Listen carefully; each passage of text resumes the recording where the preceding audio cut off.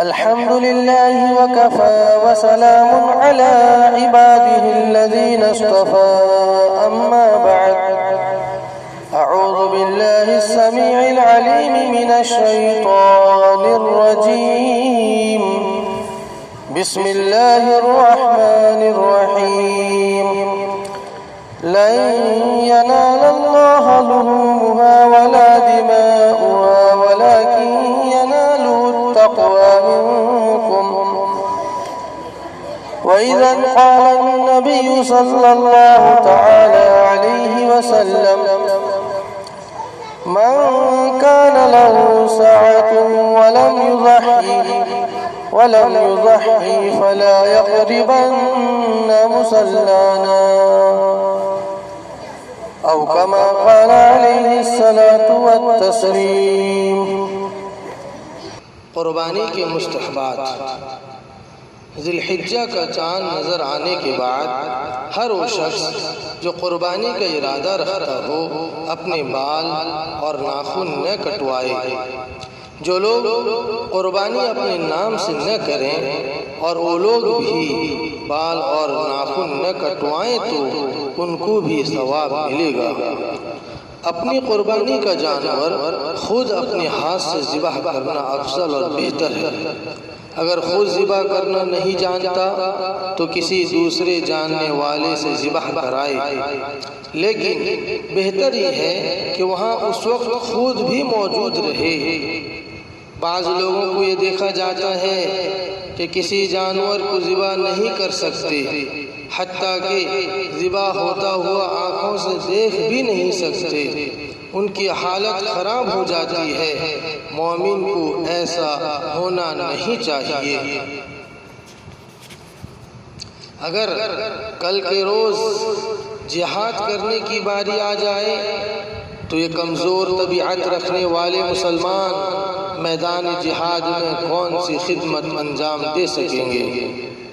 قربانی کے دن جانور کو خوب پیٹ بھر کھلا پلا دینا چاہیے۔ ذبح سے پہلے چھری تیز کر لی جائے۔ کند یعنی گٹھل چھری سے ذبح نہ کرنا چاہیے، کیونکہ اس سے جانور کو تکلیف ہوتی ہے۔ چھری جانور کے سامنے تیز نہ کی جائے، جانور کو قبلہ رخ لٹایا جائے اور یہ دعا پڑھی جائے: انی وجہت وجہی للذی فطر السماوات والارض حنیفا وما انا من المشرکین ان صلاتی ونسکی ومحیای ومماتی للہ رب العالمین لا شریک لہ وبذلک امرت وانا اول المسلمین اللہم منک ولک۔ اس کا ترجمہ یہ ہے: میں نے اپنے چہرے کو ذات کی طرف متوجہ کیا جس نے آسمانوں اور زمینوں کو ٹھیک ٹھیک پیدا فرمایا، اور میں مشرکوں میں سے نہیں ہوں۔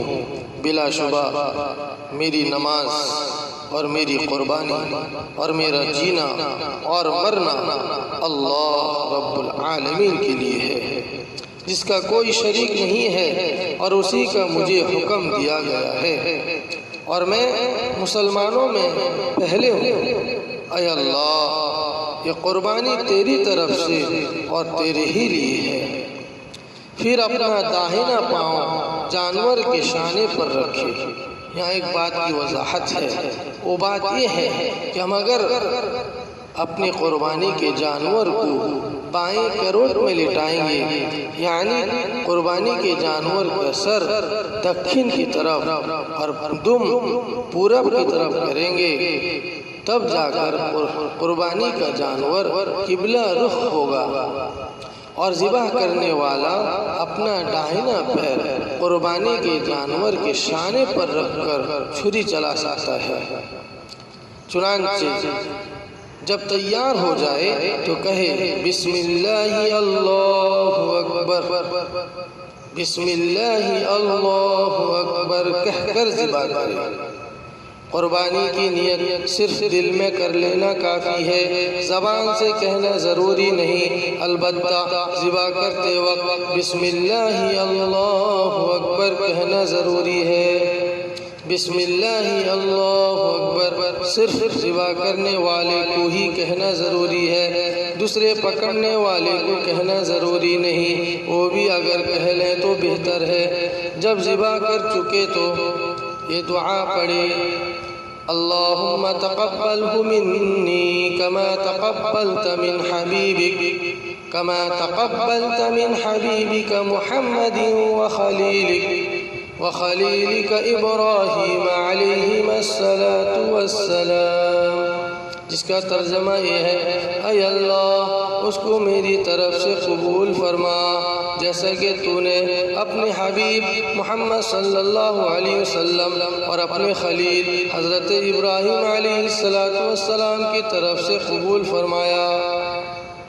اور جب دوسرے کی طرف سے ذبح کرے تو منی کی جگہ من فلاں کہے، یعنی اس کا نام لے، اور کئی حصہ دار ہو تو ان سب کا نام لے۔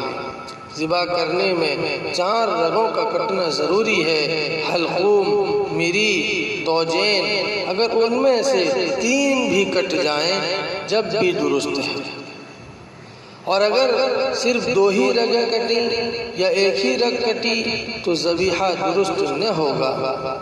ذبح کرنے کے وقت زیادہ سختی جانور پر نہ کرے، ایسا کرنا مکروہ ہے۔ اسی طرح ذبح کرتے ہی فوراً کھال نہ اتاری جائے، یہ بھی مکروہ ہے، بلکہ ٹھنڈا ہونے تک انتظار کیا جائے۔ اللہ تعالیٰ سے دعا ہے اللہ تعالیٰ ہمیں عمل کی توفیق عطا فرمائے۔